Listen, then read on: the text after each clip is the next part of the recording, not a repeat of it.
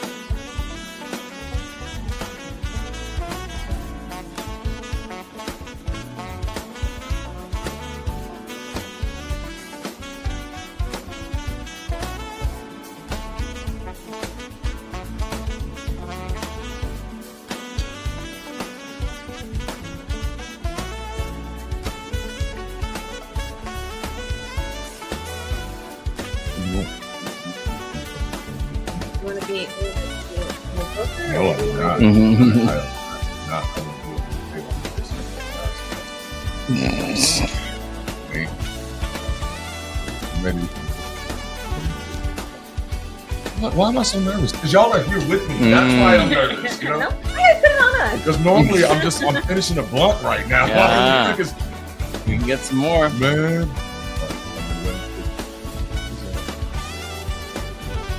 What's up, everybody? Welcome in. So glad to see you today for this Sunday sessions. As you can see, we're set up a little differently today, man, because we've had an incredible weekend. I'm going to biggie size this so we can all see y'all a little better and see ourselves. I have Natalie here with me. I have Robert here with me. We have an incredible weekend. I'm sitting different. I'm going to tell y'all why, because I've been doing this all week. I was tested by fire this weekend, jalapeno. Oh, man, I went through the fire and survived. Can I get a hell yeah out there? I went through the fire and I survived. Like, I had such an incredible time. I wish you all could have been here. I got a little too happy and fell face first in the fire pit. We'll talk more about that later. But this morning, we're going to talk about everything that's kind of happened this weekend with some of the people who were there. How are y'all doing out there? I see the chat. I see my wife in the chat. I see other people. I'm sitting a lot further away from the computer than I normally am. And y'all know I'm blind as a motherfucker. So I can't see the comments today.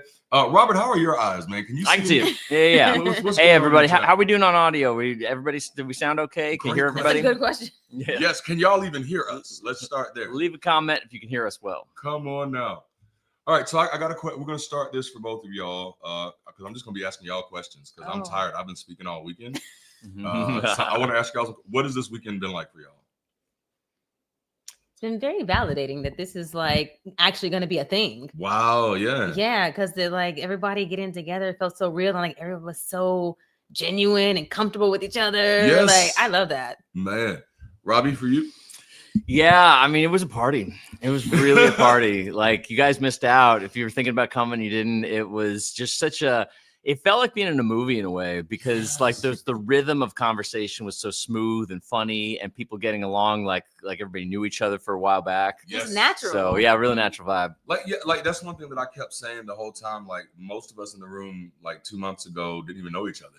Mm-hmm. And yet we from Friday to last night, as soon as we got in the room, it felt like family. It felt like a reunion. It felt like we had known each other forever. It felt so comfortable. Like y'all, we had everything planned out for Friday night that when we got there, we were going to go through this really mission-centric type of program. But just watching everybody connecting, I was like, you know what? Let's not do that. Let's just enjoy this moment. And it was like, we have some incredible people. Now, I don't want to make anybody feel bad, but who was your favorite person to meet this weekend? Can't choose me. Me. I got to experience me in all my glory and being comfortable with all these people. I was going to be mad at first, but now I actually love that because I can identify with that. Like, that's why I was drunk as fuck. I got to experience me. Yes. I'm so uncomfortable in social situations and like to walk into that room with all these virtual strangers and then like be comfortable immediately. Wow. I don't experience it often. Man. So yeah, that was like unheard of. Oh, that's amazing. That's amazing. And now this is day 3 of socializing and I'm still here. Right. Yes. Man. Okay. Since you saw that, I'm going to put you on a hot seat a little bit. Okay. But just because it's a beautiful moment, right? Okay. Natalie reached out to one of the leaders yesterday and was like, you know what? I'm a little overwhelmed. I've been drained. I'm exhausted. I'm still coming tonight, but I'm coming a little later, and don't hold it against me if I'm a little standoffish. And our response was, thank you for letting us know. Yeah. And so she was able to come as her authentic self, saying like, I don't really want to fully engage when I get there. Give me some time. And it just turned out beautiful. Like, what was that feeling like for you? I love that, because it was one thing to say it, but then when I got there, people gave me my space. Yes. Like, they let me kind of be standoffish, and nobody bothered me. Nobody like, are you okay? Do you need anything? Like, they just let me be. Yes. And then like at one point, I think Hector came and had a conversation. He was like, do you want me to give you your space? And I was like, no, you're good. Like, thank you for like respecting that. Man. And then like, as I started to feel better and get more comfortable, then I just rejoined the group, and like, it was nothing. I needed that. And it was like, it was perfect. I could not have asked for anything better. That is awesome. Yeah. That is awesome. Robert, your favorite person? I didn't have a favorite, but I did like meeting Getty, because oh my God, I love Getty. Yes. In my speech, I talked about astral projection, and we had a story all about a near-death experience he had. Ooh. That he went into depth, and he said there's a podcast on. He said he's going to share with our group. But I was like, that. whoa, one of those stories that you just really love to hear. Yes. Ooh, I'm a fan of that. Like, right? That's what I love, like, about our little growing community here. Like, Sarah and her, I don't know if it was her husband or boyfriend, they came last night to Rise. And she came up and asked me right before we got started. And she was like, is this community only for atheists? And I was like, no, this community is for anybody, you know? And she felt so at home after that, because she was like, I don't know what I am. No. I don't know if I'm an atheist, an agnostic, or whatever. I don't know what I believe. I just like community and what you guys are doing, and I want to be here for it. And that just felt so amazing for me, because, you know, like when I was a pastor, like I'd have to answer that differently. Like, you know, do I have to believe in Jesus to be a member? Yeah. But here it really is like, no, you don't have to believe in anything. Like what we talked about last night, it's the people that matter. You matter because you're a person. Honestly, I really don't give a fuck about your beliefs, like at all. Like your beliefs are for you. Whatever makes you feel good, it's fine. You know, I, as long as you're not pushing it on other people. Right. I just want to create a space where we can be people, where we can support each other and help each other. And, you know, again, like I've simplified our vision now to the point of just connect better, build better, live better. And, you know, that's just kind of the goal, man. And I think we experienced that this weekend. Yes. I definitely felt like I was living. Like for y'all that don't know, I'm very vain. I've been a fat person my whole life. My face and my voice were my strongest selling points. And I was baptized by fire. Y'all look at me. Look at you, boy. I still look good though. Like, damn, I look see, good. that's right. You see? Y'all saw me lick my lips. But no, I got baptized by fire. My kids haven't seen me yet. They're probably gonna be terrified. I don't know if they're gonna let me back on the plane, because I don't look like the same person that got on. You know, like who the fuck are you? You don't like this guy in this ID. But I really did live this weekend. You know, like I really lived. Like I was telling them, most of you know my work schedule is fucking hectic, so I spend the majority of my time in front of a laptop at my desk, working my ass off. But I love it. I don't feel no sympathy for me. I love my work. You know what I'm saying? But this week, I didn't have to focus on it. And I tell you something that I did not expect that was so fucking refreshing. And that's how many people catered to me as a person. You know what I'm saying? But not even just you, though. Like to everybody, to like, each it was other. a Like loving environment, man. Yeah. People are constantly checking in on each other, making sure everybody's okay. Like that was incredible. Yeah, it was genuine. It wasn't performative or anything. It was just like everybody just there for each other. Like I stayed with a stranger this week. And y'all know I have high anxiety. Like up until the last minute, I was like, I think I'm just gonna get me a hotel room. Like I'm just gonna go ahead and bite the bullet and be a little broker this weekend and get me a little hotel room. Because I really do get nervous around people I've never met before. Yeah, same. It's high pressure for me. I don't want to offend anybody. And so, but I ended up, when you did your roundtable last Saturday, TK showed up to it. And I got to hear him talk, and that set me at ease. Just kind of hearing his heart, hearing his mindset. And when that brother picked me up from the time he picked me up from the airport, I did not get to say bye to him this morning. I don't even know what the fuck he was. Y'all, this is gonna sound really bad, but I woke up this morning in my drawers, and I think last night I had pants on, so I don't know what happened. Babe, I know you're watching it. It's nothing like that, but I don't know what happened. It could be like that. I don't know, because I don't remember. I was super drunk, but no, let me stop. Oh my gosh. But I didn't get to say bye to TK this morning, but he was incredible. A breath of fresh air. TK sings. He plays instruments. He's a fucking incredible host. Absolutely. Damn, I left all my TK. Damn, I know you ain't coming tonight, but I need my food out your refrigerator. I don't know how we're gonna work that out. I had a cigar roll for the first time with Wagyu beef. I've never had Wagyu beef before. Interesting. I had Brussels sprouts for the first time. Ew. Did y'all see that reaction? I had and he made it? No. He took you somewhere to get it. Rizzo's on the spot. And then there was this other spot that I can't remember the name, but it was super eclectic. Like I felt like I was out of town. I really want to move here now. Like it's shit. This is incredible. Yes, mission accomplished. It's so silly.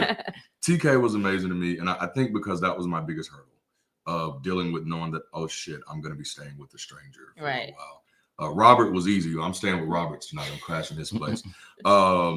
Robert was easy because we talked. You know, we talked a few times. I didn't talk to TK until we got here. The first time the first time we had a text exchange when I was at the airport. Are you serious? Yeah. Oh wow. But man, y'all have all seen TK's kind of ambiance, his presentation. He made me feel safe. The moment he pulled up to the airport, the moment he led me to the house, his place is amazing, by the way. I'm not going to tell you where it is. It's got to be a secret. That's right. But his place was amazing, and he's just such a hospitable person. And that was something Robert and I was talking about on the way over this morning, is that was one of the outcomes of this event, of this weekend, is hospitality. Is everybody was extremely hospitable to each other. Like, it was beautiful to me. Like, for all of you who are watching that you're thinking about building community, you need to get to it. Like, get started now. Like, shit. Join us. Bring this where you are. Oh, well, you're not gonna like this. Everybody likes your face, but Dank Light Delirium is saying you look tired. Oh shit! Like, bro, like I'm actually inspired. I do need to get some sleep. See, I think what you're calling tired is hangover. I am like, oh shit. But it feels so good. It feels so good. Ashley, damn, this is my second time calling you Ashley this morning. Ashley is on my mind. Ashley, if you watching, are you woke yet? So you're the resident non-drinker for us. What was it like being around all these people drinking? I mean, it wasn't too bad. Like nobody was acting crazy or anything. Yeah. It was just a good vibe. I genuinely don't like being around a lot of drunk people. Yeah. But y'all were cool. Like y'all weren't angry drunks. Y'all weren't like obnoxious drunks. Y'all were just having a good time drunk. Man. So it was cool. All right, now, and you left early both nights. Yeah. Dang. Was it because we were getting too wild? No, man. I wake up at like 4 or 5 in the morning, so it's just hard for me to stay out. I was having a great time, but Ashley was literally saying you're falling asleep. So I just had to get out of there. And you literally had like really long days for both days. Yeah. Like he does not live in LA. He lives in San Diego. So he had to drive up to LA, and it's just like, wow. And then you and I had like our own little side quests, So out of our side quests, what was your favorite moment there? Ooh, so what Darante's talking about is I got together a bunch of speakers talking about cultural trends, and that was just really fun. Especially what I love doing is I'm friends with a bunch of keynote speakers, and I told them, Darante as a pastor, it's like the Navy SEALs because he's got to create something new every week. I do the same speech for years. Yeah. And you got to do a new keynote every time. So that was fun. And then we did something I just did not know how it was going to go. It was a conversation called the Black Jews and the Cannabis That's Connection. what I want to hear about. Yes. Yeah. It was amazing. I mean, maybe we can say a couple highlights from that. Absolutely. I think, that conversation was so powerful because not just because of the subject matter, but because of Robbie's approach. And it was this idea of having tough conversations while smoking cannabis. So that we can reduce the likelihood of triggers, because tough conversations, people can get really triggered, and so we're all high as fuck having this very sensitive conversation. And I mean, like talking about blacks and talking about Jews in the United States of America, like fuck, that is about as sensitive as you can get. It's a very polarizing topic, but I think we all left that conversation understanding a little bit more about the other. Like I definitely left learning more about Israel and learning more about the Jewish people and their fight that I would have never even considered. Right. And in many ways, while it does mirror the African American struggle, And so I love just the idea of having that conversation and hearing other people share their experiences, because our conversations are so dominated by what the media tells us to think. There's this propaganda trail that we can easily fall into. I love the idea of just learning life through people, like I want to hear it from the horse's mouth, if you will. And that just helps humanize the whole situation. Like, living on earth is complicated as fuck, we don't, just trying to simplify it is not going to help. We have to upgrade ourselves to handle complexity. Like, that is the way forward. We have to sit with the tension. We have to sit with the complexity in order to navigate. And I think weed helps us do that. Yeah, for sure. What was a highlight moment for you in that conversation?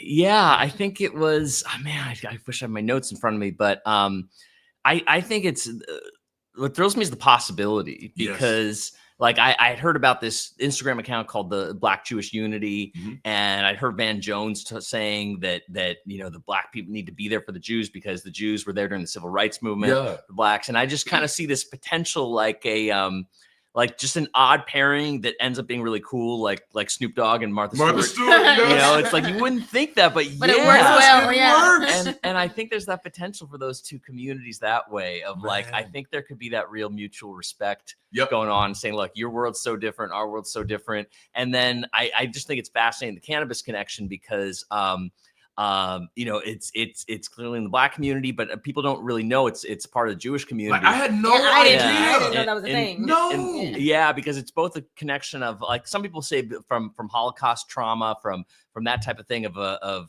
solving it, but also, oddly enough, like almost all the activists to legalize it were Jewish. Wow. So many of them, so paved the way for that moment to even happen. That's wild, man. That's like, and like the shop that you just had was the shop that I had yesterday.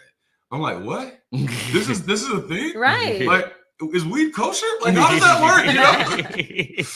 How did that conversation even start? Like, how did you end up with that group, and how did you facilitate that meeting? Yeah, it was my idea because Darante was coming to town, but I have a friend Nate, who I'm so sad he didn't get to make it, but he's literally all three. He's Black, Jewish, and smokes cannabis. And I was like, I just want to hear him and Darante talk about this because, it was thinking like, what else are we gonna do with Darante when he's here? Right. And so, he hadn't been to a dispensary or weed lounge ever here. We went to Woody Harrelson's weed lounge. Yeah. Did you? It's gorgeous. Oh, It was fun. amazing. Yeah. I think I smoke more weed than everybody. I might have a problem, yo. It's a good place to have that problem, though. It is.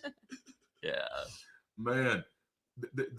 I think the environment did help too, though, because like they had the cockatoos going back and forth through their koi fish in the pond and stuff. Like it's like being in a jungle, with a nice little private cabana, and we're just talking, and they got this cold water that you can pour, and I love water. I don't know what it is about water, but it's good to me.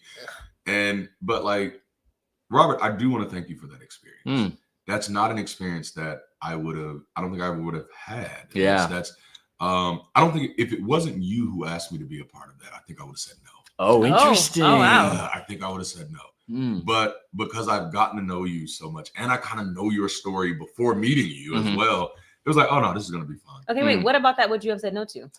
Blacks and Jews and okay. Well, say what your impression was growing up with like what you knew. Right, yeah, like I've never heard Jews spoken of positively in my life.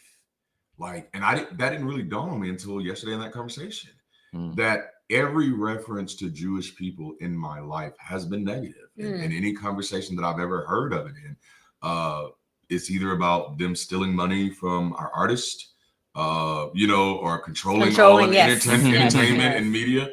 And I'm not gonna lie, I bought into that for a moment. Like I was watching Fresh Prince of Bel-Air like a long time ago, and I was like, the Medina brothers, those sound like Jewish names. But it took me a while. I don't think it was until I got my sociology degree that I could kind of think with a little bit more nuance. Everything was so black and white back then. But listening to that conversation yesterday, I was like, holy shit. Damn, like, it's really bad. Like, I knew anti-Semitism was an issue. Like, I knew it was an issue, but I really thought it was white people's issue. It never occurred to me that we'd be anti-Semitic. Not us. You know what I'm saying? Never. No. And it was like, holy shit, though, Darante. Like, No, like you start thinking about like where's one positive conversation? Hell, we got positive conversations about Asians. It's like ancient Chinese secret and shit like that. We got all of these things that we give away. But I was looking for those anecdotes in my mind. Like, what have we ever said positive about Jewish people? Like, shit, nothing. And for me, from a sociological perspective, that was alarming. You know what I'm saying? Mm-hmm. Because that's the first step to dehumanization. Totally. Right. Is having nothing positive to say about another group of people. It makes it really easy to dehumanize them, to write them out of it. Their issues aren't real. And I think a part of it for me was just biblical bias, you know, Christian bias. These like early years, these people rejected Jesus. Right. You know what I'm saying? They crucified him. You know, they talk about him today like he's not the Messiah. You know, and then of course when I wrote my book, Christ Held Up, it was like, oh shit. Christ concept and Messiah concept are completely incompatible. These things don't work together at all. Like there's like but it took me a while to work through that. And that's why yesterday's conversation was really liberating because I would have never thought I even had any issues like that. And it's like, and that's something I do want to share. You don't have to actively be against somebody to be feeding your own negative biases. You know what I'm saying? It's literally just not having any positive point of reference that leads to discrimination. You know, when you study white people who are racist, it's not that they hate all black people.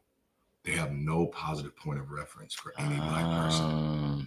You know what I'm saying? Yeah. Black people can't, there's nothing good about them. There's nothing positive to say. I don't have to say anything negative. I just know there's nothing positive. Wow. Right. And when you do that to a whole people, that's a slippery slope. Yeah. Like, it's a slippery slope. So it was beautiful. That was a highlight. I don't know if it was the weed, but it was a highlight of my moment, man. So do you feel like you have some like work to do as far as like dismantling your own beliefs about like? Oh yeah, like shoot. But that's part of the reason I'm a global humanist. That's that's what led. I've told you all on the channel. I started as a Pan-African, as a Black nationalist. Black people everywhere. I want them to be free. My wife and I started a school for Black kids, Pan-African school, rented out of the house through COVID. And it was a wonderful program. But my neighbors on this side were Latino, and my neighbors on this side was white. And I was like, I know I'm doing this for Black children because I want them to live in a world where they understand, appreciate, and respect their culture. And I said, but I wouldn't want to rob anybody else of that. I want the kids, the Latino kids that my kids play with, I want them to have the same thing. The white kids that my kids play with, I want them to have the same thing. I don't want anybody to feel ashamed for who they are.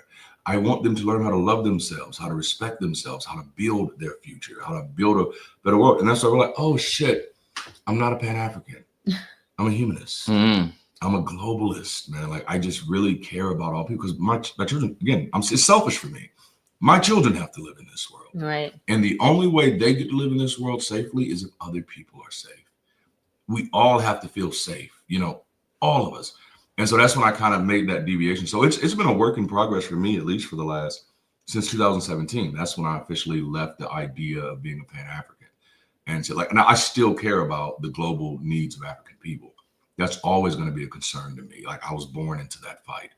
But I now realize that what's best for any group of people is that all people are safe. That's how you keep people from stealing from each other. That's how you keep people from killing each other. We all have to be safe. Come on. You know, and that's the world I'm trying to build. You know what I'm saying? Like I told y'all, my goals are ambitious. I'm not aiming low. I'm aiming high as fuck, and I hope we get there. And if we don't, we're going to inspire somebody to pick up that baton and take that race. You know. And that's what I'm in it for. Like that, and that's why this week felt so good to me. Because it's like it feels real now. It almost seems like just the warning flag would be if we stop having fun. Right. Yeah. Yes. And that's the early canary in the coal mine of like, hold on, we got to repivot. Right. Oh, I love that. If we had gotten to that room and it was like awkward and nobody really wanted to like talk to each other or something. Yeah. Did y'all expect this weekend to be this fun? No, not at all. Like I expected it to be an okay time, but like this like surpassed all my expectations completely. I did not anticipate having such a good time. Like it was hard to leave. I actually had like a hard out for most days because I had to work at 3 a.m. Yes. Most like days after, I just canceled work. I was like, okay, well, I guess I'm not going to work. Look, we're getting people unemployed over here. You know what I'm saying? Like, that is beautiful. I didn't either. I did not expect this to be this much fun. I knew it was going to be somewhat magical, but I could not have predicted this. I didn't even expect magic, and I experienced it. You Like know- I was just like, this is gonna be cool. Like it'll be nice to see these people in person.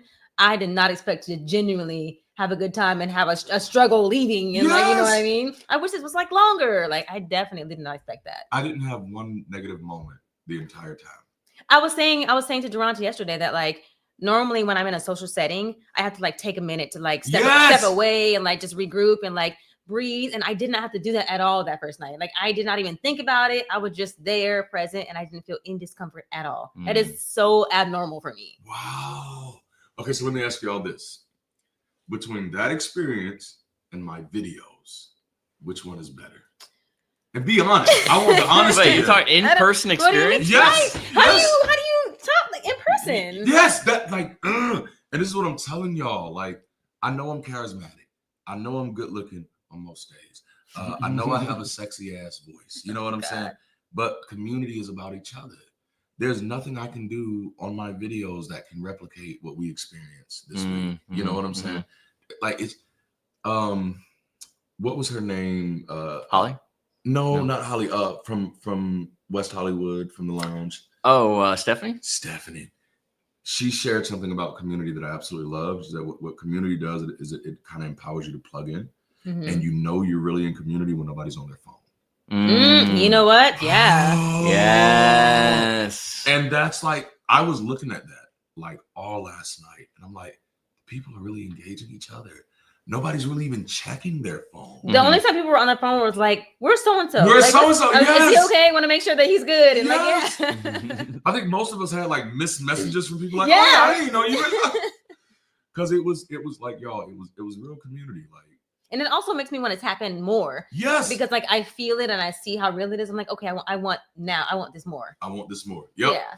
In real life, man. And I really feel like I can like start reaching out to this community because, like I said, I ordered something from like Facebook Marketplace from somebody, yes. and like it ended up being close to where Ashley is, which is like 2 hours away from me. And I felt comfortable being able to like reach out to her, like, hey, can you pick this up for me?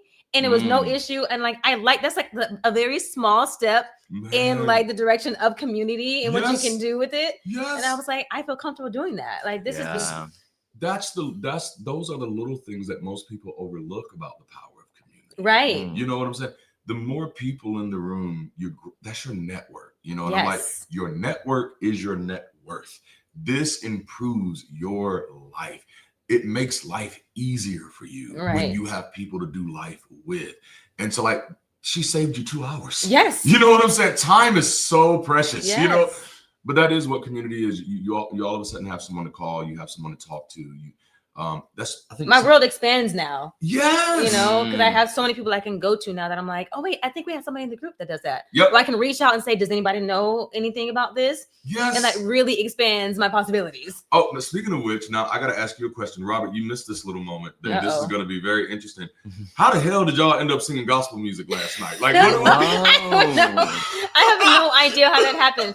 I don't know. We were sitting there listening to music, and then there was like a playlist, and like it plays like music or something, and then something gospel started playing, and we recognized the song. Like, wait, is this gospel playing? Yep. And then we all just like leaned in, like, oh yeah, Her, Essence, Ashley, TK. You all knew the song? Yeah. We knew the song. That's wild. Like, they were literally singing it like a choir. They ended up doing Sister Act that we had some harmonizing going on. Yes. Yeah, it was the whole thing. It was La, a la, moment. la, la, la, la, la, la, la, la, la. I was like, what has happened? We're singing Jesus Be a Fence at one moment. Oh yeah. Oh my. But like, I found that absolutely beautiful because so many people in deconstruction community get really triggered by stuff. But you did ask, and you asked, like, is anybody, because we would have stopped it if it was a problem. Yes. But nobody was triggered, and it was just a good time. It was a good vibe, you know. And like, also, that's the thing. We don't have to like discard, because we grew up with that. We grew, So like, and I still enjoy the music. I don't like relate to it anymore, but it was still a huge part of my life. And so to be able to have fun singing that stuff and it not mean anything besides just that. You know, but I think that's a part of the power of like depowering religion. Is treating it like we treat Christmas. Exactly. You know? Like I don't stop singing Jingle Bells because I don't believe in Santa Claus anymore. Like I still like the song, and that was really nice because that really does show that we do have a healthy space. You know? Yeah. True. Like Getty, who probably didn't know any of the songs, he was enjoying it so much just hearing everybody sing. Mm. You know, and of course, that's probably the musician in him. Right. Where he's just like, man, like, and I mean, everybody was singing. Ashley singing as loud as possible, man. It was a beautiful moment. Wow. Like, nothing on video though, huh? You know. But that's the thing, though. We didn't have our phones. We were like thinking, like, that's it. It was just Right. a present. I guess that's the downside to being tapped in, right? Like, well, that's what happened too with the Jewish conversation. We talked about, like, somebody said we were recording it, and then somebody else said no, this wouldn't have happened. Like, evolve this conversation because it would be performative. It would be performative. Yep. This is why you got to get here in real life. That's right. This whole thing is marketing. This is all marketing. Oh man. All right. So let's talk a little bit about my trauma this weekend. So I got really drunk on, what night was that? Friday. And it was beautiful. Like, it's not a bad drunk. It was an amazing drunk because I was safe up until I fell into the fire. And even then you were kind of safe because you had help getting out. Like Hector, like, is my hero. Are you watching Hector? I don't know, but bruh, I love you. Also, Hector has magical hands. Like, he does. Like, he gave me like a wrist massage or something. Man, I was like, oh, okay. Bruh, I was like, don't you turn me. God damn it. Like, what are you doing? What is, oh shit. Magical hands. Hector is magic. Like, he came over and he was massaging me and Ashley at the same time. And I'm like, how are you even doing this? Oh my goodness. Like, you know, wow. We're like, there's so much talent in this group. That is amazing. Hector's like one of the newest people. Yes, yeah. He came through Rise. He got a ticket for Rise. And I think you emailed me and was like, hey, he left a message about wanting to join the WhatsApp. And I was like, oh, that's so cool. But he and I I think we were like the last people out, and he was exercising. And I'm like, I'm gonna get up and exercise too. Let's take one. And then he was like, come over here. The fire is warm. Oh, so it's Hector's fault. Yeah, you know, like, that's how he felt. Because I said, you know what? I'm gonna trust you. That's why he feels about it. I get over there and I'm exercising a little bit, and he's like, "Yeah, you look fully coherent." Then I leaned over to get warm in the fire. You did. And I did. I leaned over, and I remember like slowly thinking, like, "Oh shit, I'm falling." Like those are coals, but I didn't feel any pain. I just remember sitting back in the chair after Hector pulled me out, and I remember him apologizing over and over and, "Oh, I'm so sorry." Like, he felt bad that he didn't catch me in time. He's also not used to being around people that are drunk. He's not a drinker at all. Like, he didn't recognize that he shouldn't have been like, he should have, like, let's not do that right now. You know what I mean? So I told him, I said, hey, dude, I'm a grown ass man. Right. I'm responsible for me, bro. Like, you did what you were supposed to do. You saw me when I fell and you pulled me out, you know? But it felt so amazing just to be cared for. Just like for empathy, somebody, man. Oh man, his empathy levels are on the charts. Him and TK gotta lead our hospitality team. Man, like, absolutely. Like, I want to be greeted by those two every time. Every time, man. Oh my goodness. Shit, like, this feels good. So I got burnt, and you know what I did?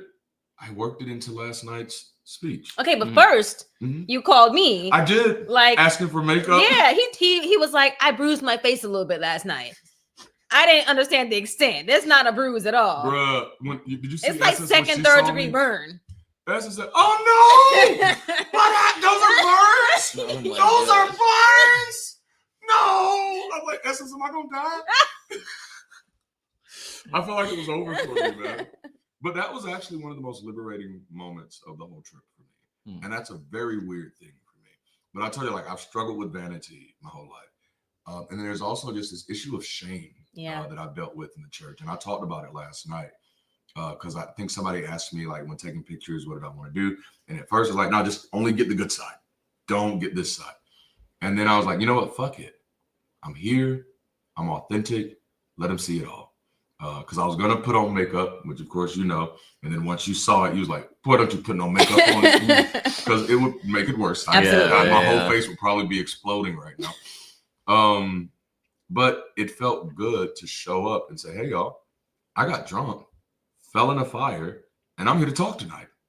And in a community where nobody gave a damn. Right. Nobody said, oh, you got drunk last night, so you have nothing valuable to say. You know what I'm saying? Nobody said you lost your balance, so you're no longer good for this. Right. And that's, as a former pastor, that is always my fear. That is always my concern. That someone's going to find something out about my personal life that makes me useless. Like, that's a real concern. and falling into the fire gave me the opportunity to face that fear. If anything, it makes you more human. Like we relate to you more. Like, oh, this is a regular dude. Like I saw people's face light up when I started talking about the story last night about how liberating it was for me to stand here with no shame. Yeah. Like, and that felt good to see people have a positive response to that. Because I'm vain as a motherfucker. I look too good to be scarred up. You know what I'm saying? That's right. But like, it also made me more human. Because like I told Ashley, I said, "Oh, I feel ugly." Natalie, I keep doing it. I wasn't even gonna correct him. I was drinking, but I told Natalie, I feel ugly, and I self-corrected. Like as soon as I got off the phone, I was like, "Hey, that's offensive." You know, you're taking this one moment, and that's not a statement just about you. That's a statement about anybody who's had burns. That's a statement about anybody who's struggling with any type of skin condition. And I was like, no, my face doesn't define me. That's right. You know what I'm saying? Like, I am me. And that's what feels so good about building a real humanist moment, is that it really, a humanist movement rather, it really does give us that space to explore thoughts like that and to sit with ourselves, to sit with our tension, to sit and wonder, like, am I being a jackass? Like, am I being a drama queen right now? You know what I'm saying? Or am I being vain and not feel shamed for thinking it? Right. You know, it's like, oh, maybe I am being vain. All right, that's all right. And I'll fix it, but it's glad to know. But like back in the day for me, it's like, oh, I'm being vain. I need to go repent and I need to go fast and, whatever else. And now it's just like, no, bro, you're human. You can actually work through the feelings you're feeling instead of just like putting them under the rug, like I'm a bad person and that's just it. Yes, which that is what it felt like for so long, that I'm just a bad person and God is just tolerating me. Yeah. Yeah. Well, what was it like for you to hear the a woman's voice in the same movement and sharing the stage? Holly's story was so amazing. I had no idea that's how she was going to approach it. But she walked us through her story of kind of deconversion and deconstruction. And damn, I feel like so many more people should have been in the room for that. Because she did it so geniusly. Because she asked me before, she said, what kind of crowd is this? Can I do humor? Can I do drama? And I was like, do whatever you want. And so she said, cool, I'm going to mix it all up. Come on with it. But when she started telling the story, the way she presented it was, these are the things that I learned as a Christian. And it was like comedic excellence to me. I learned that everything is my fault. I learned that I have to adjust my behavior to help men stay righteous. I learned that purity is my responsibility. And it's like, as a person with daughters, like, because I went through that with my daughters. I went through, I remember they were in Rainbow one time, and my oldest daughter had picked out some really tight pants. And I was like, what the fuck are you doing? You know what I'm saying? And I was really upset. And then I had to stop and pause and say, why? Why are you upset? It's just clothes, dude, And like, why are you trying to police what your daughters wear? Like, they have to be who they are. And it was like, I had to sit with that tension. And it's like, well, they're going to attract the attention of some guy, So like, no, like, that's not how that shit works. If a guy is attracted to them, that's his thing. Right. That's not their thing, And I shouldn't put them in that prison where you have to live your life according to other people's issues. If someone else has a sickness, that's their fucking problem. It's not yours. You still need to be able to be free to live your life. It took me a while to get there, but I'm so glad that I did. And hearing Holly's story last night was so validating for that, And it's like, oh shit, like I wish my daughters were there. I wish more women were there. Actually, no, I'm telling you back. I wish more men were there. I wish more men were there to hear that, because we don't often think about those things, So having a woman share the stage with us this weekend was fucking incredible. One of the things that I really loved about our little local community here is the overwhelming amount of diversity. Like, just sitting in the room, like, I'm looking around, I'm like, man, we have Latino community, Black community, white community, Jewish community, queer community. Like, we're all here, and it's not even a fucking conversation. Yeah. You know what I'm saying? Like it's just, we're humans, and we're here, and we're interested in each other, right. And everybody matters. And like, no, Holly was incredible, man. Now, honestly, the most rewarding part of hearing Holly's story was finding out that she was the friend that talk to you about, hey, I don't think religion is making you a better person. I don't think it's improving your life. Like, because, I don't think you had ever told me it was her. I mean, you didn't really have a need to, but like hearing it from her perspective and hearing her great care for you and her protection for her own peace of mind. Yeah. That was a good balancing act. That Seriously. was like, y'all missed that. Like, damn, I don't even know if that's recorded, but shit, it was good. She's amazing. Yeah. Like, dude, you have some great friends, by the way. Thank you. Like, what the? Thank you. You guys include all type included. of people, man. Like, oh my goodness. I collect superheroes. Yeah, I like that. I like that. Now that reminds me of M. Night Shyamalan's movies, like Split, Glass, and Unbreakable. Oh, you've not seen those? Oh shit, you have to see it. The first one is Bruce Willis. Second one is I don't know his name. James McAvoy. Okay. I haven't seen the third one though. And the third one is Samuel L. Jackson. I haven't seen the third one. That's great. It's great. I don't know how we got on that, but that happened. If y'all haven't seen those movies, go see them. I'm not a big M. Night Shyamalan fan. I don't even know if I'm saying his name right now. But the Unbreakable series was incredible. Because it's about comic stuff. What they saying? Bald guy community. Bald guy. Oh, that's what they called it. No, I think that's another community that you have, maybe. Or I guess so. I could be. I'm bald as fuck now. I'm bald as fuck. I've been bald. I had started balding in my high school years, though. Oh wow. Yeah, I had a hard. Did you embrace it immediately, or did you try to hold on? I tried to hold on to it. It was, my wife finally said, "Hey." Oh, it's time to let it's time. But beautiful. Like, I have big eyebrows, so it works out. I have thick eyebrows, so it works really well. You got a nice head for being bald. I do. Yeah. Like I enjoy it. I enjoy being bald. It's ain't got no choice, apparently. And like, man, my hair was so gorgeous. Like, I was staring at L's hair the whole time. I was like, man, he does have some beautiful hair. When y'all meet L, like, damn, I was like, this dude, he's like a Super Saiyan. Bro. Like, there's something to it. I remember my mom once said, she's like, I think all you need to succeed is money and great hair. Great hair, yes, yes. Oh man, so much changes. So much changes when the hair is working for you. And teeth. Oh my goodness, you got a nice pair of pearlies. Listen, these are my bread and butter right here. Come on. Man. All right, so I'm gonna put Robert on the spot a little bit. Yay. Just because I got to spend time at Robert's. Did you grow up in that house? Yeah. I got to spend some time at Robert's childhood home and met his father, who was just like only a little bit of time with him. Number one, Robert is the spitting image of his father. He was just such a great man. But Robert has a very interesting childhood. His mother worked on the set of Fresh Prince of Bel-Air. What? Not just the set. She ran all the wardrobe clothing department. Shut up. She was the lead designer. That was some great choices too. Right? Okay. He actually got to wear Carlton's clothes. Yeah, I got the hand-me-down. Like ones he didn't want or they didn't use for the show. I got to wear all That's those. hilarious. Yeah. What was that experience like for you? And your parents were immigrants, right? Yeah, my mom's first generation. So she escaped during the Russian Revolution in Hungary, comes here knowing no English. Wow. Had to fight a lot of anti-Semitism back there. And then she's had so many different kind of careers like me. And then she went, I don't know if you remember Different World. Yes. But she was the intern there for Different World, worked her way up on Different World to be the head of it. And then when Fresh Prince moved over, she moved over there. What? So I was like one of the only kids whose mom was way cooler. Like she was doing the coolest stuff, meeting all the entertainers. And the funny part about it was she's like, she did those shows. She did Queen Latifah's show. She did LL Cool J show. And she's like, I just want one white show. Can I get one white show? Did she get it? She did. This one called Made Behaving Badly. It did terribly, but she got her one white show.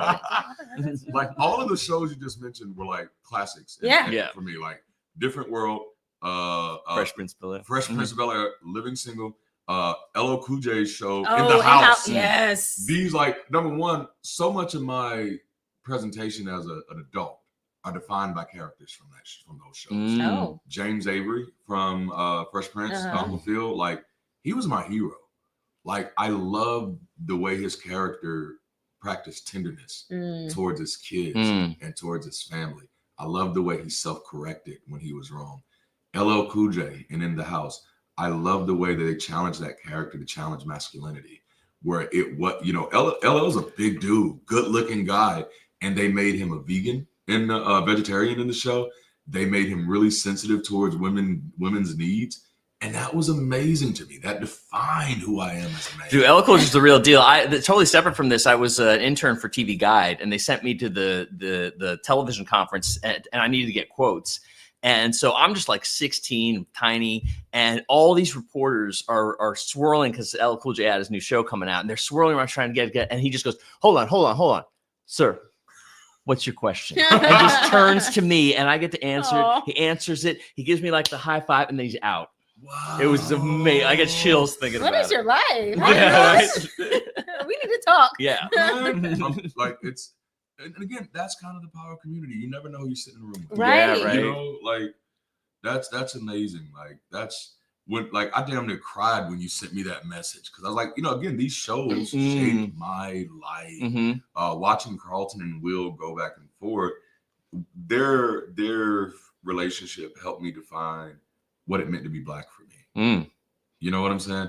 Because their characters were so different, but they were both loving, they were both caring.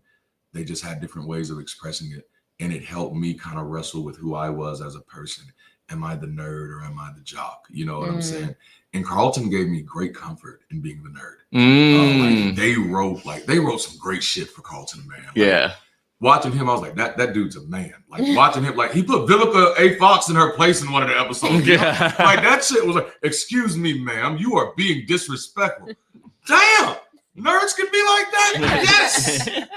So no, like I loved it. That was a highlight of just when you sent me that message originally. I was like, man, just small things like that matter to me. It's just like that little emotional resonance. You know? It's like, oh shit. You know, if I was a Christian, I was like, oh yeah, this is God. This is meant to be. Oh yeah. This is my sign that I need to be acting. I need to go ahead and call Will right now. You know what? Speaking of acting, I wanted to say the thing I love about this community is that like we all have a lot to like offer, but like nobody's trying to get anything from anybody. Wow. As an actor, like anybody who meets this guy and realizes like his connections automatically wants to like get close to him and like figure out how they can utilize his connections.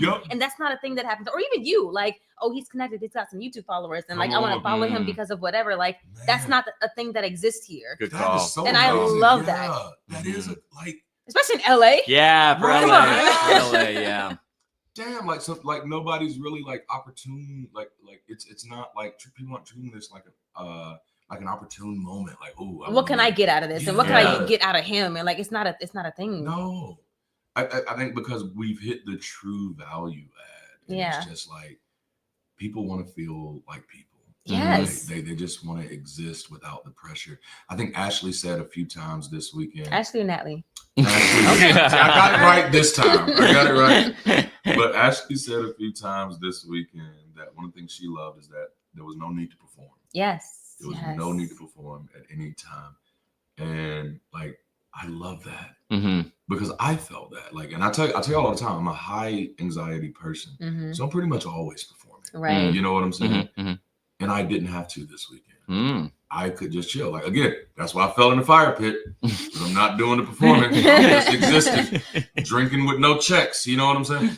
But no, like that felt good. Like it felt liberating just to be, to walk back in the room the next day with a scarred up face and to be surrounded by people who genuinely cared while not caring. Yeah. You know what I'm saying? Honestly, if I didn't have the experience I had on Friday night with you guys, I probably wouldn't have shown up on Saturday. Wow. Because my anxiety was just so bad all day. Yep. But I knew that once I got there and like I experienced what I assumed I was going to experience, which I did, which y'all was just like letting me be who I was, then I could just rejoin and I'd be good again. Man. So that experience on Friday, and then that experience the week before when I met up with like Ashley and TK and Elle at that restaurant. Yes. That also solidified me wanting to come more on Friday. Yes. Like, you know, so it's just feeding on itself. And like, this is, I love this group. Man. did this at any time feel like work for y'all? And Hell I know no. it might be different for y'all. Like really? I thought it would. Like, Right. remember when we talked when this was first gonna be a thing? I was afraid of that. I was like, I'm gonna want to be in the background. I don't want to be involved. Like, I was very anti being involved socially in any way. I wanted to be all the way in the background, and I did not want to speak or talk to any. Like, I didn't want to do anything. I just wanted to be on the outside looking in. Yeah. But like now, I'm like, I want to be all in. I want to jump all the way in. Oh, I love that. Robert, how did you feel, man? Did it feel like work for you? And I know you had a lot to do though, like this weekend too. Yeah. No, it didn't. It was really flowing. I think a lot of that is kudos to Ashley for dividing up the labor so well. Yes. Ashley's amazing. Yeah. Oh my goodness. And then like even TK, when I was talking to him, when he and I first got together, he was like, yeah, like I'll help out here and now and then, but I don't want to be a part of the planning or anything like that. But then he completely took over the hospitality planning. Oh, he's like the what is it? The on-site line producer guy. Right. Man. Like he had me on one the whole time, like because I watched him go and anytime somebody came in, he was making sure to make contact with them. Mm-hmm. He was making sure to go ask them how they're doing, if they're needing anything. When Holly got there last night, he went straight to her. Do you need a drink? You need some water? And I was like, man, TK is on it. And then also, I don't want to put his business out there, but dude is like really busy. Yeah. Like he's doing real work. Dude is running like several companies right now, getting them off the ground and doing good stuff. And he made time for us this weekend. He like cleared his schedule. He cleared his schedule. Yeah, he definitely did. And I'm like, man, that's powerful. And I also love that like he wasn't performing either. This was literally he enjoyed it and he wanted to. He brought a tomahawk steak and shared it. Yeah. I didn't think he was gonna share. I know, right? He wasn't. Man. And then like he came down there, everybody wanted a piece. Okay. Like and they were not shy about getting pieces. Nah, not at all. Not at all.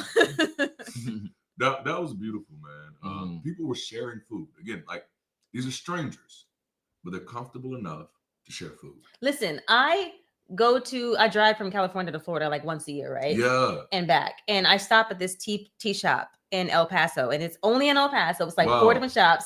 And I get like some loose leaf tea. I get like 3 or 4 bags. And I had like 3 bags that I hadn't opened yet. And I saw the TK liked tea. And I was like, I'm gonna bring him a bag. Wow. And I was like, I wouldn't do this for nobody. Man. Nobody. Especially I haven't even tried it yet. Yes. And he was like, you know what? You have to come over so we can have a glass because you gotta try it too. Wow. That's what I love. I know like he brought Ashley like something that she wanted, and then Dr. Troy came down from Oregon, y'all. Dr. Troy, deep as hell for those of you who are in Discord. He came down from Oregon fully suited up. Oh, three-piece suit. Yeah. Like, I'm wearing the hell out of that suit too. And I'm gonna tie that back into my face.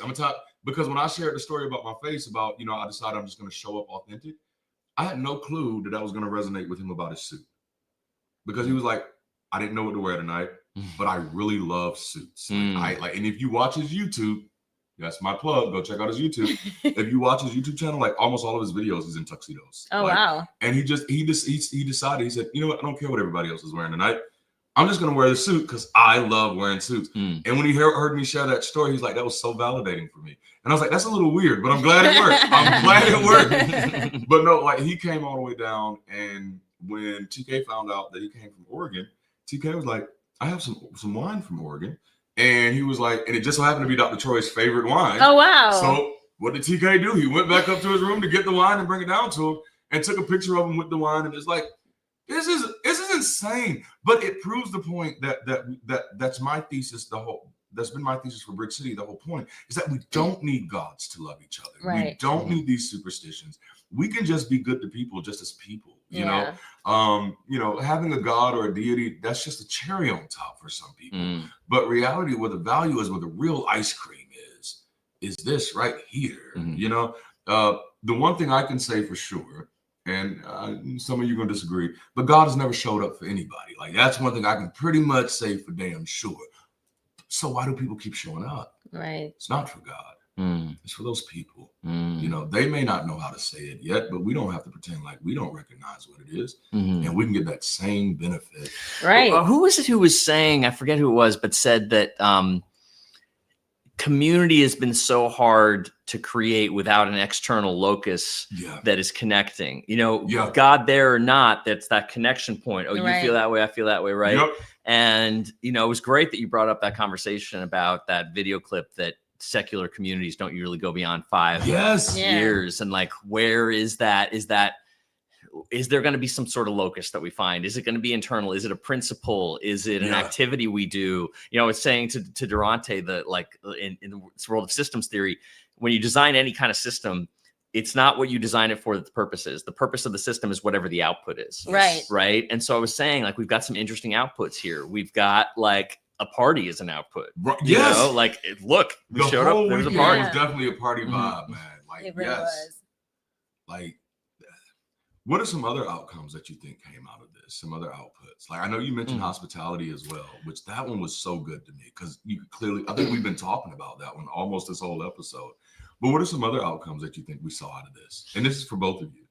Yeah, to me, to me, Friday, the party was much more about humor to me than anything. Yep. You know, there was a lot, like people were on it. Like the laughs were there, genuine laughs, not faking laughs. Yep. People had, like I was saying, like it was almost a cadence to it, like a not funny, not funny. And I was like, we're in the rhythm. There's a groove to it.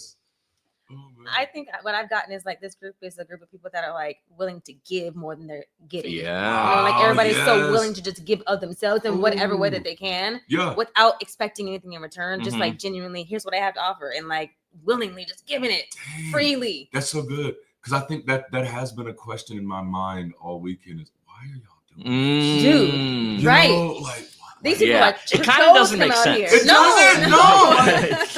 It doesn't. Like what? Because we're all so different and from different walks of life. But like we've all like come together anyway. Yes. Like, what is that thing that's keeping us together and wanting us to do this? Yes. You know? And I well, the only thing I can kind of think of is it must have to do something with your videos.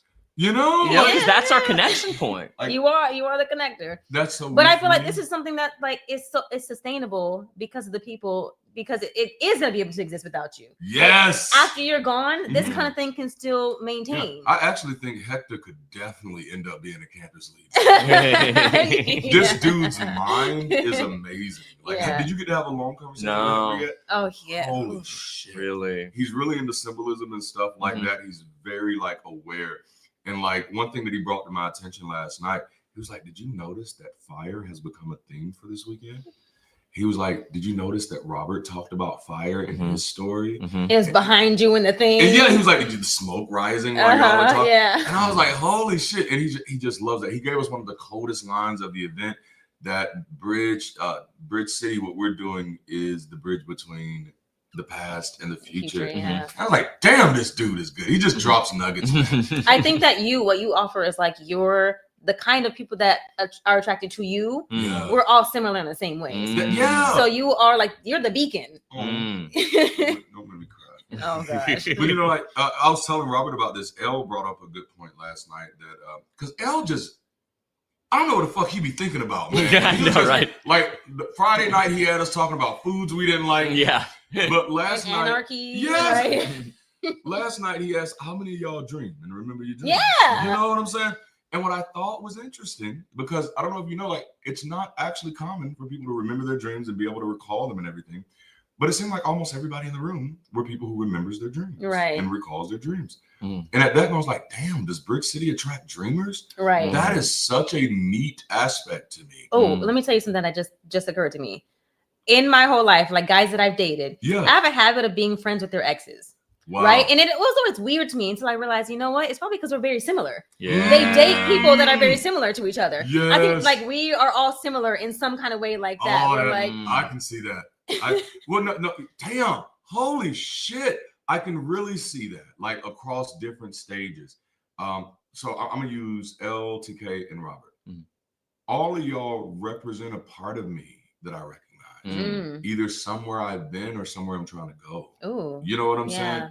And that's one thing I do remind people about community is a community is a mirror. Right. It's a mirror to yourself to show you what's possible, what you're capable of, what you don't like, what you're not ready for. And so like I didn't think about it that way, but like, yeah, it really is very much a sense of there's some things that we really have in common.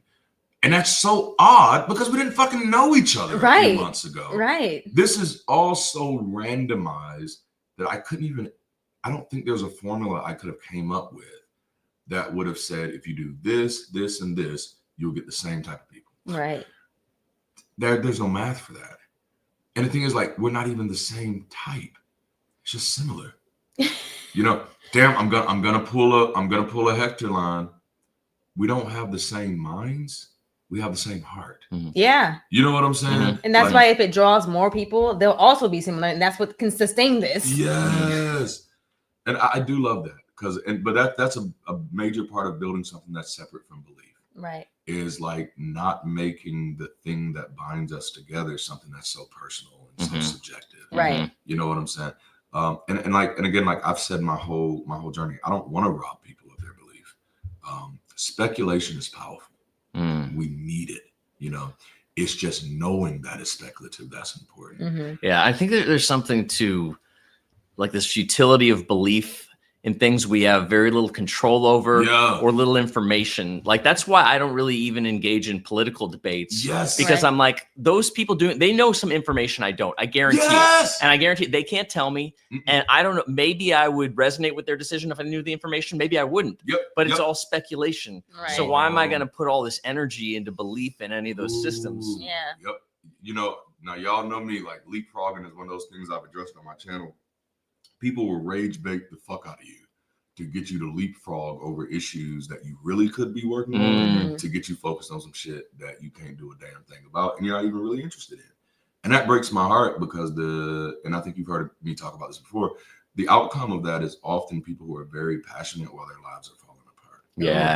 You know what I'm saying? And that breaks my heart. And number one, I was that person. Like that's who I was as a pastor. I have this cause of Jesus and like my whole fucking life is deteriorating. Relatable. And I'm like, oh no, I can't do this anymore. And so like when I see other people doing it, I do my best to be like, hey, maybe let's focus on paying your bills first. Let's get that down pat. And then we'll work on that other stuff. Let them worry about the Epstein list. You got you got some other lists that you need to focus on right now.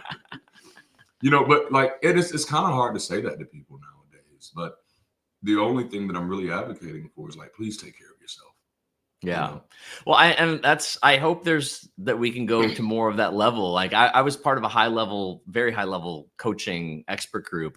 And you started to see, you didn't see people struggling because nobody really wanted to talk about that. We're all like, things are going great. I love my life. It's all like that. Right.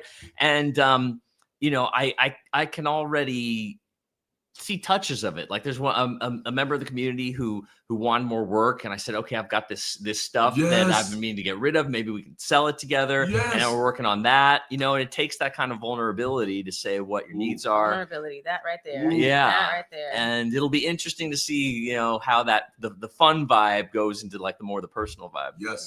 And I think that goes into it not being a performative place. Like if I don't have to perform, then I don't have to pretend. And so if I'm struggling, I can say so.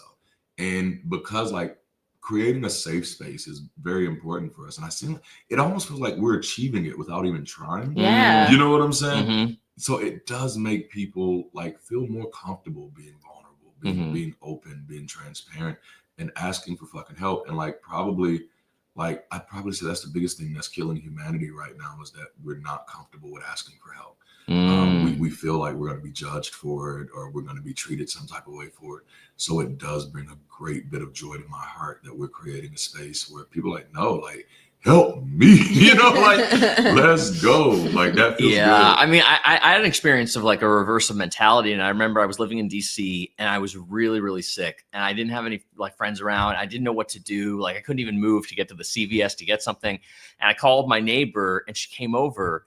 And her response was, she said, thank you for calling me. Wow. And tears came down my face because it wasn't like, oh, shoot, I'm sorry, I'm busy, I got to do it. No, she said like, thank you. I'm so glad you reached out to me. Oh, wow. And it's just a switch in my point of view. Oh, I love that. I like that too. Yes.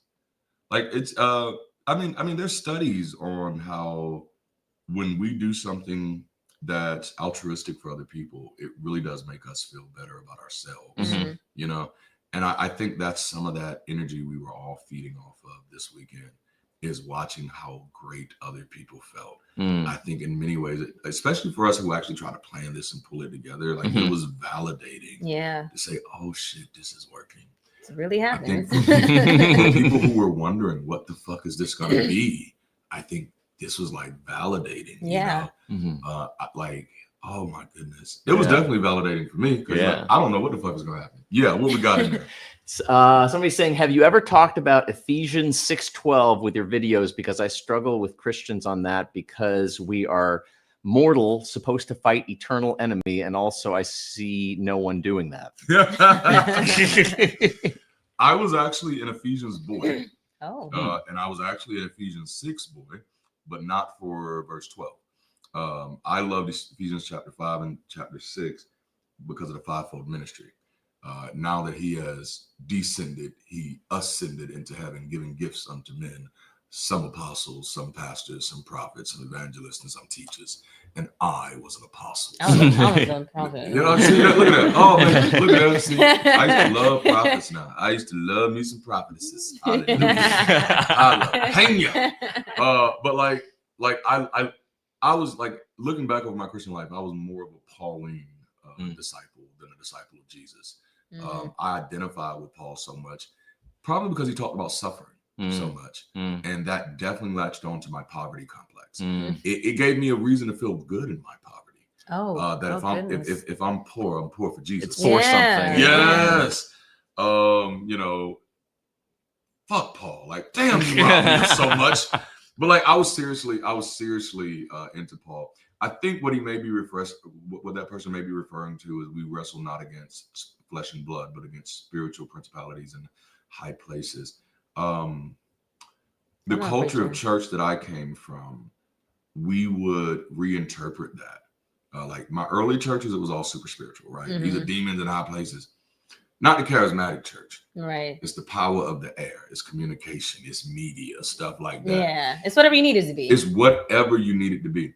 By the time I started pastoring, scripture was all fable to me. Yeah. It no longer mattered what it really said. The only thing that mattered is how I could flip it to make it mean something. Exactly. You know what I'm saying? So like when I think of those scriptures now, like I think my last video that I did on Friday, I consider all that shit fan fiction. Like that's really how I see it. Actually, that's how I see all literature. All literature is fan fiction. History is fan fiction. I don't even think we have the capacity yet to rightfully or accurately record history. We are so biased as a species. And the way we tell stories, like our memories are not dependable. You know, we interject all types of things into our stories. So I literally consider all art fan fiction. I consider all writings fan fiction. And like, and when you read so much, and I've been reading since I was a fucking kid, all the stories tell the same story. Right. It becomes very, very clear what humanity is wrestling with when you read our literature. It becomes very clear who we are. And it's like, we haven't changed yet. You know, it's still just a struggle of good and evil. You know what I'm saying? It's a struggle of love and loss. It's the struggle of war within ourselves and around ourselves. And I'm so looking forward to when we evolve beyond that bullshit and to where, again, like I told you in the car, it was just 400 years ago when we stopped killing each other on sight. It was just 400 years ago when we as a species stopped killing each other on sight. Like that means we had like 200,000 years of killing each other on sight. Like that's why we're so uncomfortable with population right now, because we've been our own population control for the longest because we were killing each other on sight. And now we're letting each other live. And that's uncomfortable. Like America is freaking out over that shit. There's a lot of difference showing up. And it's like, what the fuck? Because we have to wrestle with that. But I truly, just from a curiosity point of view, I wonder what the world looks like when we get past this shit. When we start telling a different story. I want to know what that different story looks like. I don't think my theory on it is we don't. Okay. That it's built into our DNA. But this is part of why I'm obsessed with games and I'm doing game development and writing a book on games, is because if we're playing a game, I get to be deceitful, vengeful on you and get to experience all those emotions without actually hurting you. So that's part of even why sports has come up with good, like aggression. How do you get that aggression out? So I think all these things come within us. Where do we channel them into? I like that. Because, you know, you and I had a conversation about sports just briefly. You know, I told you ever since I was a kid, I've always viewed sports as very barbaric. Like really wanted nothing to do with that shit. Like I played because I grew up in the projects. You know what I'm saying? But like I never had an affinity towards it. But I love the concept of something to get out aggression. Because damn, I've had a lot of aggression in my life. That's why I love rage rooms. I gotta go to the rage room. I want to hit some shit. This is also why I don't fight though. Because I am afraid, like I am afraid of what will happen. Because of all of that aggression, you know. Yeah, I mean, it would be interesting for you to do something like martial arts, because what I'm amazed about martial artists is they're actually the first to walk away from a fight. Yes, because they know it and they know how intense it'll be, and like there's no ego with it. It's like, all right, man, you know, let's not go there, man. like I even teach my kids like it's like I'm a TV character. If you actually live with me, like I'm over the top. Like I have all these little sayings and shit. But I tell my kids like Martins don't fight with their fists. We fight with our minds. Oh, but like I really mean that Wow. shit though. It's just like no, figure out another way. Figure out the way to do this with your mind. I find fighting useless, you know, in that sense. And it's just, you remember the movie Friday? Did you ever watch Friday? I've seen lines, but I don't see what's in the movie. As a kid, I watched that movie and I didn't like it. What? For one scene. Why? At the end, when Pops, John Weatherspoon, one of my favorite actors in the world, funny as fuck. He's talking to Craig, Ice Cube, and he says, "Son, you don't need that gun. Yeah. You use your hands. You use your hands. You live to fight another day. Motherfucker, I don't want to fight another day. Right. I want this shit to be over, you know? But like, I did begin to realize like, shit, there still is a problem with glorification of violence here. It's like the message wasn't, hey, you can solve this without violence. It was just, you can solve this without a gun, but you can still beat this motherfucker ass, and that'll give you the right to do it again another day. Right. And like, and I remember growing up, started thinking about that. Like I watched people who had all of these reasons that they put hands on somebody else. And that began to disturb me. Somebody break your heart, you have a right to kill them in your mind. Somebody steps on your shoe, you have a right to kill them in your mind. Somebody talks about your mama, and you have a right to kill them in your mind. That began to bother me. Like at a very young age, it's like, no, I don't think we should be killing somebody. Like, you know how many people have been killed over infidelity? Oh yeah. You know what I'm saying? Like killed. Like, just leave the relationship. Damn, you ain't gotta kill nobody. You know, and my life has actually been impacted by that. My grandmother was killed by her husband. My grandfather. Wow. But it was over money though. I think it was a complicated issue. But he stabbed her to death in public at a restaurant. Oh, I didn't know that. Oh, My goodness. No, his case records are public. Like he was compared, the defending prosecuting attorney compared him to Viet Cong. But his lawyer got him off. That guy also got another guy off who carved an S in his wife's chest. I don't know what the fuck is going on in the United States, man, but apparently that a lot of shit. This is why I don't fight people in traffic. You never know who you're dealing with. No, listen. I used to be that person. I would get out and try to fight people. My little 5'1" friend. Oh my goodness. I'm like, and then one day I was in Atlanta. Listen, need I say more? Because I rolled up on the wrong person and I was like, that could have gone wrong. Oh, I'm gonna get back in my car. I'm so sorry. What do you need anything? I got you. I can go to the store for you, whatever you need. Like, it could have been over. Okay, like I know this is off subject, but I do want to ask, like, do y'all deal with road rage? Because I do notice, like, the older I'm getting, I am becoming less tolerant on the road. Like, I'm having to watch it. Like I'm blowing on. Like, what the fuck are you doing? It's fine. It's funny that like the big ones don't really get to me. I see somebody just doing something stupid, but when they don't signal, that pisses me off. Me too. All you had to do was lick that, and then it tells everybody what's going on. Yes. That's what we're doing here. We're communicating to each other. That gets me. We just started installing roundabouts in my city. Oh. And people don't know how to use them. Yeah. So like I see somebody sitting at the roundabout. There's no fucking cars in the loop. Fucks it up for everybody. Like, why the fuck are you sitting? Get in there! Get in there! Damn it! Oh shit! Like I was honking the horn like 10 miles behind them because I could see them sitting at the empty roundabout. And I'm like, why are you stopped, man? There's nobody in there. I want to get home, man. I used to be bad. I don't have that much of an anger issue anymore as far as driving. I also meditate now. This is actually today's my 500th day of meditating. Wow. That's right. So yeah, I'm a little more zen than I used to be. Okay, now I do have a question for y'all, and I meant to bring this up while Ashley was here, and I didn't mean Ashley. I meant to bring this up while Ashley was here. I wanted to talk about it last night, but I've had this idea. This is something we used to do in the church called cardboard testimonials. Okay. What you did with cardboard testimonials, you had a front side and a back side. Mm-hmm. Front side is where you used to be. Okay. Back side is where you are now. Okay. I would love to do something like that with Bridge City. Because those cardboard testimonials were so popular. They're voiceless. You're not saying anything. You just have your cardboard. Life here, stuck in a miserable marriage. Flip it around, living my best life, freely finding myself. and then move to the next person. You just have a little background music playing while you're showing the clips. It's just a powerful moment. And I would love to see secular communities embracing more things like that, telling our positive stories. Oh yeah. We have so many negative stories to tell, and they do need to be told. But damn it, we need to show some people some of our survivor stories, some of our triumph stories, some of our liberation stories. Totally. And so would y'all think something like that would be effective? It's so simple, you know? I think it'd be effective. I'm just trying to figure out how to make that virtual, because that could be a thing. I think, oh man, it could be a whole social media hashtag movement, like a whole thing. Yes. Yeah. See, I love these conversations. Yes, man. Y'all are awesome. How long have we been on now? Like, I don't know. What time did we even get on? 11:21. And there's a good few people here. Are y'all enjoying this conversation? Yeah. How's it been for you guys? How do I look? Do I look okay? You look great. How do I look? That's what's important. Right. I'm two-faced right now. This is a growing moment for me. It is. Yeah. It's just like a growing moment. Okay. Oh shit.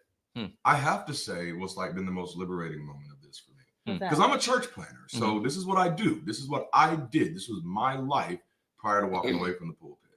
I would go into places where church didn't exist, find random people, pull them together, let them find home with each other, and then build a church. That's how I built my first 2 churches. So that's why most of this is more intuitive for me than it is for other people. That makes sense. Because this was my literal career. But that's also why I don't stress the details. Because even if I explain it, nobody's going to get it. You know what I'm saying? Like, you're not going to get this. Eventually you will. You'll live through it. And you'll be like, oh, this is what he was saying the whole time. That's me. You know what I'm saying? I like to use the music example. You know, when I first mentioned it, it's like, I don't think that's going to be able to happen. And very quickly we realized, shit, we have everything we need right here. And like, I thought Natalie was the only person who sings. Essence sings, like TK sings like a motherfucker. Right. So many people play instruments. Yes, like we have a whole band in our community, and we don't even have 30 people yet. And you were saying how important that is. Yes. And we were all willing to like join together and do something. Yes. I think when I sent the song list out, Natalie's first response was like, "Oh man, this feels like I'm back on the race team," you know. And like stuff like that really matters, you know. It feels great. It's like I'm a part of something that not only feeds me, but it feeds other people. Right. And I think that helps us all. So for me, one of the most liberating moments as a former church planner is that as a church planner, I would have had to pretend to be something I'm not. You know what I'm saying? Yeah. And there was no pressure on that this weekend at all. And that feels so good because that's just something I'm averse to anyway. And I think maybe, Robbie, you recognize this about me. Like, I'm really averse to people trying to change me. Like, I got to fight to be me, you know? And not at any point this weekend, like as a pastor, it's always, well, you'd be a good pastor if you did this. You'd be a good pastor, but you don't have the black suit on today. You'd be a good pastor, but you didn't wear a belt with your pants. It's like, there's always so many things that people criticize you for, from sin to just little small things. And there was no criticism this week, like nothing negative. It was just like, and which I've talked to this about my pastor friends, because I do feel like it's unfair for people in the ministry that they can't be human. That shit bothers the hell out of me, that a pastor cheats on his wife and loses his entire value. He wasn't fucking you. You know what I'm saying? He was bringing you helpful information. He, you know, like his dick had nothing to do with what he did on Sundays. Oh, but he wasn't perfect. Can't have that. You know, and that's it. Like, nope. Spotless record is gone. You did not hide it well enough. Yeah. You committed the 11th commandment. Thou shalt not get caught. You know what I'm saying? Which is interesting, because if he had cheated on her like 10 years ago and was talking about how he overcame now, then it'd be that's so good. Absolutely. Yeah. That's so good. Right. No, that was something that broke my heart, because it was like, wait a minute, this has nothing to do with their service. It has nothing to do with what they're offering. It has nothing to do with what they provide. That's a personal issue. I don't like when we take people's personal issues and damage their lives with it. Do you think it's just a judgment, or do you think they're scared of something? Shit. For me, I feel like when I was in church, if I saw my pastor doing something like that, I'd be like, well, if he can fall, then there's no hope for me. Like, what? Why am I even trying if this man is the representation of it all, and he can't even reach that goal? Yep. Yeah. I think that's one of the reasons I identify with Paul so much in the because that's one of the things he talked about. Paul said, who are we to put burdens on our children that we can't even carry? Right. Yeah. And that's kind of how I treated my faith and my relationship with other people. I'm like, nah, I don't know anybody who's kept this stuff perfectly, so we're not even going to make that an expectation on anybody, you know? But it is a weird thing though, like it because even though, like, which I experienced that in the secular community too, I can create space like that for other people. But when you're the leader, you don't always get that same grace back. Right, because you have to also go along with how they perceive you. Yep. And that's why this type of community is so refreshing, because that preception is not there. You know what I'm saying? And it's a part of my name doesn't have a title attached to it. Yeah. You know what I'm saying? This is not Pastor Darante LaMar of Bridge City. It's not community developer. It's not lead, whatever. It's just Darante. Right. And no one has disrespected me because I haven't had a title. You know what I'm saying? Yeah. Because no one is respecting me because of my role. They're respecting me because of my humanity. Right. So the same respect they show me, they show everybody else in the room, which that feels good, because I don't know if you notice, like, I'm anti being anybody's leader. I'm anti being above anybody, because I don't want that fucking pressure. I've been there before. That shit ain't good for me. I don't want it. Like, solve your own damn problems. I will walk with you, but I will not walk for you. You know what I'm saying? And we have that community that gives me the space to do that. Yeah. Where like we literally value each other. Church world is just me. I'm saying stuff. Oh, pastor preaching good, but like I'm watching people run around. Did you hear what Hector just said? You know what I'm saying? Like, did y'all hear what Ashley just said? Right. Man, did y'all hear what TK? And it's like everybody valued each other. Right. Yeah. We're not all just looking to you for what's next or what to say or whatever. We all are having our moments of like, we're saying something over here and there's something over here. Like, I could have walked out of the room at any moment and been away for a minute, and it still would have been. And you did. Yeah, and then eventually, wait, where's Darante? But it's still like, I was smoking. I damn sure was. Smoking good. Let me stop. Oh, like it was amazing. Damn it. You look like he was about to say something. Yeah, I was just thinking about how I learned a lot from this other keynote speaker who said, he had this phrase, he said, don't let people project their greatness onto you. And he discovered this when a woman came up to him and said, you changed my life. And he goes, no, I didn't. I gave a speech. You changed your life. Yeah. That is so I was like, chills. I was just like, yeah, that's literally what he did. He gave a speech. Yes. But the instinct usually say, oh, thank you so much. Happy for you, right? And he said, no, I didn't do that. You did that. That's good, because in this community, that's exactly what happens like with Christianity. Yes. You give it all to God, but here we're taking control of it ourselves, and we're taking accountability for this community and how it grows. Helping people take that credit back. Yes. Yeah. That was a major stumbling block for my mental health, is how much of my credit I was given away. Man. You start running, you start running on empty. Yeah. You take the blame, you give away the credit. Yes. And then because I noticed, like, I talked many times before about how fragile I started treating myself. Like, everything was going to break me. And it wasn't until I remember like praying, like, I can't take this, God. How will I make it through? I ain't never gonna be able to get through this, Yes. Right? And then I'm like, but wait a minute, Darante, how did you get through last time? And the time before that, right? And the time before that, and then I started saying, like, how have I overcome so much and yet still feel so weak? Something is wrong. Right. That's not good math. And that's when I came to the conclusion: you haven't given yourself the credit. Praise is necessary, even if it's self-praise. And you're not praising yourself when you make it over. You're not giving yourself the credit, which means you're not managing your success. You're not you're just glad you made it through. You're not even studying how you did it. Right. You know what I'm saying? Like, wow. Yeah.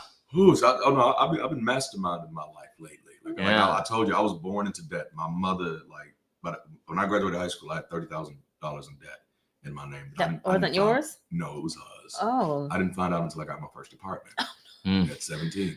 Tried to get my phone cut on, and it was like, oh, you owe us a lot of money, and the only way you can get your phone cut on is you're going to either pay it or you're going to send your mother to jail. Wow.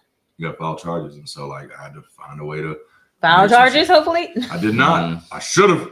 Oh, if it happened today, that shit would be so quick. Oh.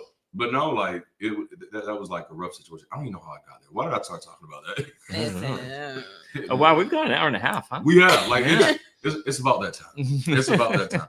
Are there any questions in the chat for today? We're basically just having a low key conversation about how this weekend has gone for y'all that weren't able to make it. Unfortunately, you missed a wonderful time. This is the beginning of a movement. And we all got to experience it this weekend, and it was just incredible. And then we have one more event today for the second part of Rise. Oh, that's right. Are y'all looking forward to that? Yeah, this is gonna be a very different one. Yes, I think it's mostly my friends. Ooh. And they're not familiar with Darante's videos, this movement, or anything like really? that. So yeah, we'll definitely have to read the room. Yes. Oh, I'm so interested in that because this was I didn't meet you through YouTube either, so like I had That's right. introduction to you. So That's I'm right. very curious to see how they respond to you. Man. Oh, that's gonna be interesting. Like I do like to read the room. Like I had a totally different conversation set up for last night. Yeah. Really, I had notes that I was really excited about. But once I heard Holly's, I was like, ooh, I like that direction. And then you got up and I was like, oh, I like that direction. So I didn't even look at my notes the whole time I was going last night. I just flowed. And have you always had that freedom to do that? Like even when you were a pastor? It started in my earlier years. As a Pentecostal, I thought that using notes was sacrilegious. You got to let the Lord lead you. Makes sense. Yeah.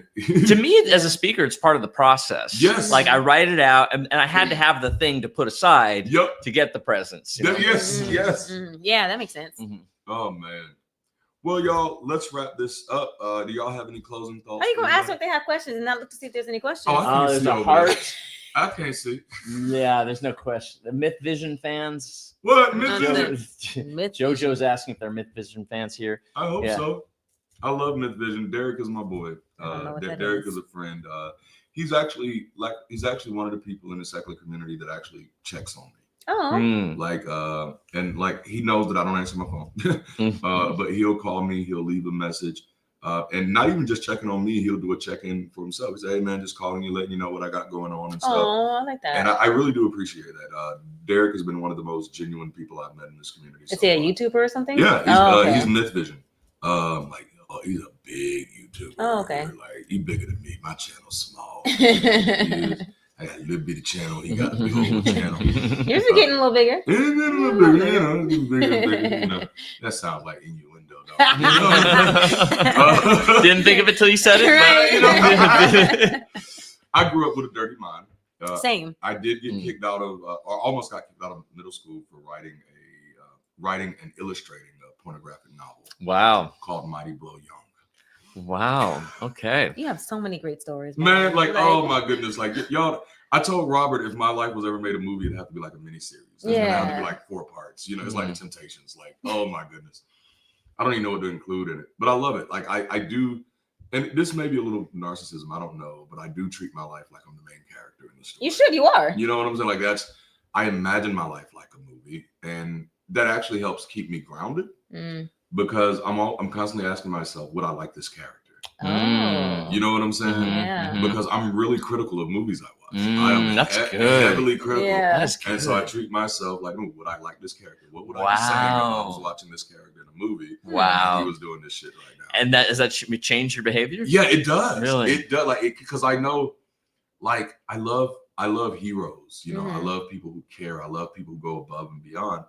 And I want my story to be that. I want what people to feel for me. Like I'm jealous of TK at this moment because this dude outdid me in a way that I am not that good of a friend. Like holy shit, I gotta up my game. Right. And that's why I always say people are a mirror.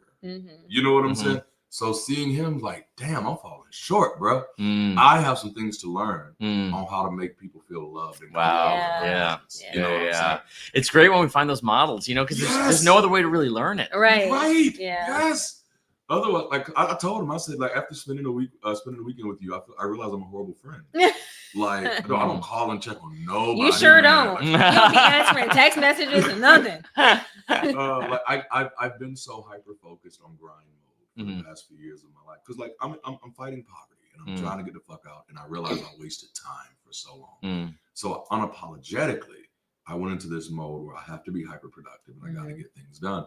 But it is starting to wear on me now because like I actually it was easier when I was an atheist in the closet because I didn't have any interesting people to talk to. So it was definitely easier not to answer my phone because I didn't want to talk to these motherfuckers anyway, you know? But now that we've started building community, I have so many valuable people in my life, you know? I don't want to lose these relationships. I don't want to lose these connections because it helps me feel human again. I'm a humanist, but I don't always feel human. You know what I'm saying? Like I can get real cold. I can become mathematical, almost clinical, you know, to the point where the relationships themselves no longer matter to me. It's just the work. And as long as the work gets done, then everybody else will be fine. Which is a martyr complex, right? Where, and I struggled with this as a pastor for the longest. You do this for them, you don't get to partake. Right. That's why it's been so nice to see you not in work mode. You were like, everybody's waiting on me. I'm like, enjoy it because you're always on work mode. You're always just go. Like that made me fall in love with Elle. Yeah. When I walked into the room on Friday, like I had the stuff in my hands and I was getting ready to go do something. He was like, hey, sit down. Come on and sit down, man. Ashley, leave him alone. You know? And that, like I said, like I think I mentioned it earlier, that just felt good to feel cared for. I don't get that a lot, you know. But it's also, and I'm not blaming anybody. It's also I wear my smiles so well, right? That people just assume that everything I'm doing is easy. Yeah. When it's weighing you on got me, it. I don't tell anybody it's weighing. I don't really show it.